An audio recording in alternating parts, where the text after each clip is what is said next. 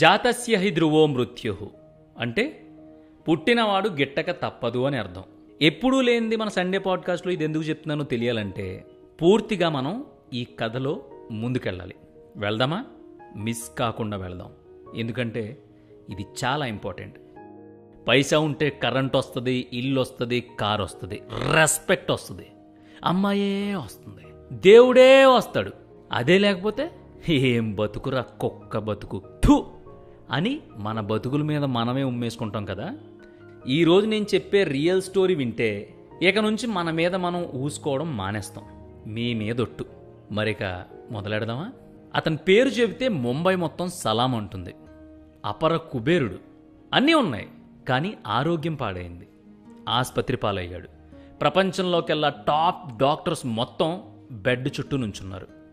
ఏ వ్యాధికి ఏ ట్రీట్మెంట్ చేయాలో వాళ్ళకి తెలిసినట్టు ఇంకెవ్వరికీ తెలియదు. కానీ ఏం చేయలేకపోయారు. ఆ బెడ్ మీద ఉన్నది ఎవరో కాదు, అపర కుబేరుడు రాకేష్ జుంజున్వాలా. అతను చిటికేస్తే కొండ మీద కోతి కూడా దిగొస్తుంది. ఊరంతా కొంప, ఆర్మీ లాంటి పరివారం.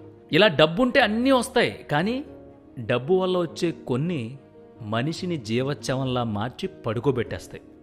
ఈ నిజం తెలియడానికి the great stock market king అపర కుబేరుడు రాకేష్ జుంజున్వాలాకి దశాబ్దాల కాలం పట్టింది. అసలు ఆయన డబ్బు గురించి, జీవితం గురించి ఏం చెప్పాడో తెలుసా? జీవితాన్ని చదివినోడు, స్టాక్ మార్కెట్ని శాసించినోడు, డబ్బు గడించడంలో మర్మాన్ని, ఖర్చు పెట్టడంలో ధర్మాన్ని సూక్ష్మంగా వివరించిన బిగ్ బుల్ రాకేష్ జుంజున్వాలా మాటలివి. మొదటిది, జనం ఊహిస్తున్న దానికంటే నా దగ్గర ఉన్న సంపద తక్కువే, కానీ చిత్రం ఏంటంటే అది నాకు అవసరమైన దానికంటే చాలా ఎక్కువ.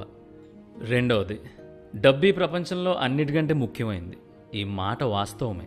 కొందరు డబ్బు కోసం పడిచేస్తారు, మరికొందరు అదే డబ్బు కోసం నిజంగానే చేస్తారు. కొందరు దాన్ని సద్వినియోగం చేస్తే ఎక్కువ మంది వృధాగా ఖర్చు చేస్తారు. సంపాదన కోసం అందరూ కష్టపడతారు. ఇక మూడోది, కావాల్సిన దానికంటే ఎక్కువ డబ్బు సంపాదించిన తర్వాత నాకు ఒక సత్యం అర్థమైంది. అన్నిటికీ డబ్బే ప్రధానం కాదు, సంపాదన జీవిత పరమార్థం కాదు అని. నాలుగో పాయింట్, డబ్బుతో ఏదైనా చేయొచ్చు, కానీ నువ్వు ఎంత సంపాదించినా, ఎంత కూడబెట్టినా నీ చివరి ప్రయాణంలో అది నీ వెంట రాదు. ఇది అందరూ చెప్పే మాటే. ఐదవది, నేను ఒక మధ్యతరగతి కుటుంబానికి చెందినవాడిని. చిన్నతనంలో ఉన్నప్పుడు నాకు విలువైన స్నేహితులు ఉండేవాళ్ళు. అయితే మా నాన్నగారు అప్పట్లో నాకు విషయం చెప్పారు. అదేంటంటే, నువ్వు కూడా వాళ్ళలా అవ్వాలని కోరుకో తప్ప నీకంటే వాళ్ళు బాగుపడుతున్నారని స్నేహితుల్ని ద్వేషించకు, వాళ్ళని చూసి అసూయపడకు అని.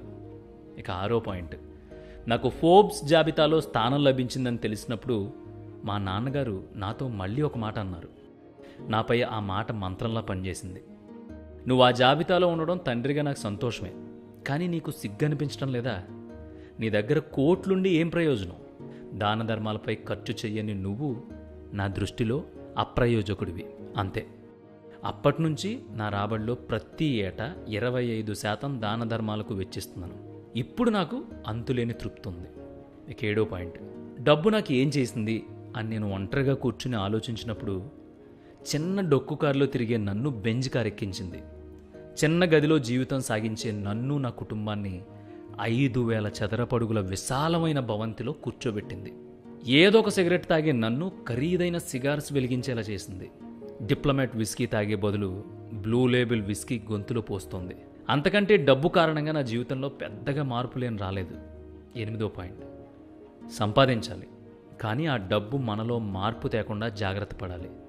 నీలోని మనిషిని ఆ డబ్బు చంపేయకుండా నీ కుటుంబం, నీ స్నేహితులు, నీతో పాటు పెరిగిన నువ్వు ముందు నుంచి ఎలా ఉన్నావో అలాగే ఉంటూ మారిపోకుండా ఉండగలిగితే నువ్వు అప్పుడు ఆ సమయంలో అసలైన సంపన్నుడు అవుతావు. డబ్బు కొనగలిగేవి ఎన్నో ఉన్నాయి, అయితే అదే డబ్బుతో కొనలేనంత విలువైనవి మన జీవితంలో ఇంకా చాలా ఉంటాయి. వాటిలో ప్రధానమైనవి విశ్వాసం, ప్రేమ, సంతోషం. మన జీవితంలో ఎప్పుడైనా సరే సంపాదించడానికి కష్టపడండి, సంపాదించిన దాన్ని సద్వినియోగం చేయండి. డబ్బుని ప్రేమించండి, కానీ ఆ డబ్బు కోసమే బ్రతకండి. డబ్బు కంటే ఎక్కువగా జీవితాన్ని ప్రేమించండి. ఈ రోజున నా దగ్గర విలువైంది చాలా ఉన్నాయి, అవి డబ్బు కంటే కూడా గొప్పవి. అవేంటో తెలుసా? నేను సాధించిన విజయాలు, చక్కటి భార్య, మంచి పిల్లలు, స్నేహితులు. వీళ్ళందరూ ఉన్నారు. వీళ్ళంతా నాకు డబ్బు కంటే గొప్పవాళ్ళు, విలువైన వాళ్ళు కూడా. కానీ ఏం లాభం? నాకు ఆరోగ్యం లేదు. ఆ దేవుడు నాకు మంచి ఆరోగ్యం ఇవ్వాలని కోరుకుంటున్నాను. వేల కోట్ల రూపాయల అధిపతి బిగ్ బుల్ రాకేష్ జుంజున్వాలా ఆరోగ్యం క్షీణించినప్పుడు మంచం మీద ఉన్నప్పుడు చెప్పిన మాటలివి. అపర సంపద, అంతులేని విలాసాలు, పిలిస్తే ముంగిట చేరిపోయే సౌకర్యాలు, మంది మార్బలం, ఏవీ వెంటరాని ప్రయాణంలో సామాన్యుడిగా ఒంటరిగా బ్రీచ్ క్యాండీ అత్యున్నత వైద్య సదుపాయాలు, అత్యంత నిపుణులైన వైద్యులు ఏం చేయలేక నిలబడిపోయినప్పుడు జీవితాన్ని వేటాడి విజయాలను ఒడిసిపట్టి సంపదకి కేర్ ఆఫ్ అడ్రస్ అనుకున్న జుంజున్వాలాని మాత్రం ఆయన సంపాదించుకున్న ఆ సంపద బ్రతికించలేకపోయింది. ఆయన అర్ధరాత్రి దాటాక ఇంటికి వచ్చేవాడంట. భార్యతో గడిపే తీరిక కూడా ఉండేది కాదు. కానీ పిల్లలు పుట్టాక వారాంతాలు వాళ్లతో గడపడం మొదలుపెట్టాడు. అంత సంపాదించిన, అంత అనుభవం ఉన్నా అతనికేం కష్టాలు లేవనుకోవద్దు, ఓటమిలు తెలియదనుకోవద్దు. జీవితంలో అతను పశ్చాత్తాపడిన విషయాలేంటో తెలిస్తే మీరు నిజంగా కంగు తింటారు. అతను సిగరెట్లు, మందు ఎక్కువగా తీసుకునేవాడట. తిండిపై నియంత్రణ ఉండేది కాదంట. వాటి వల్లే తన దగ్గర ఎంత సంపద ఉన్నా సరే ఆరోగ్యాన్ని కోల్పోవాల్సి వచ్చింది. ఆయన ఏమన్నాడో తెలుసా? ఇప్పుడు నా గతాన్ని మార్చుకునే అవకాశం లేదు, కానీ భవిష్యత్తును మార్చుకునే అవకాశం మీకుంది. అందుకే ఈ మాటలు మీకు చెప్తున్నాను అని అన్నాడంట. ఈ మాటలు చెప్పిన కొన్ని రోజులకే భారత స్టాక్ మార్కెట్ చరిత్రలో ఓ అధ్యాయం ముగిసిపోయింది. మార్కెట్ అంటే పెట్టిన డబ్బు తిరిగి వస్తుందో లేదో అన్న భయాలున్న భారత్కు పెట్టుబడి పాఠాలు నేర్పిన గురువు రాకేష్ జుంజున్వాలా తను సృష్టించిన కోటాను కోట్లను వదిలేసి ఎలా వచ్చారో అలాగే ఈ లోకం విడిచి శాశ్వతంగా వెళ్ళిపోయారు. ఆయన మొత్తం జీవితం సారాంశం ఇప్పుడు మీరు విన్నారు కదా. దాని అర్థం ఏంటో తెలుసా? బ్రతకడానికి సరిపడా డబ్బు సంపాదించాలి. గొప్పగా సంపాదించాలనే పోటీలో పడి నిన్ను నువ్వు మర్చిపోతే రేపు నువ్వు సంపాదించిన ఏ రూపాయి నువ్వు కోల్పోయిన నిన్ను, నీ ఆరోగ్యాన్ని, నీ సంతోషాల్ని, నీ సమయాన్ని కొనలేవు. వచ్చే ఆదివారం మరో పాడ్కాస్ట్తో కలుద్దాం. ఆరోగ్యం జాగ్రత్త.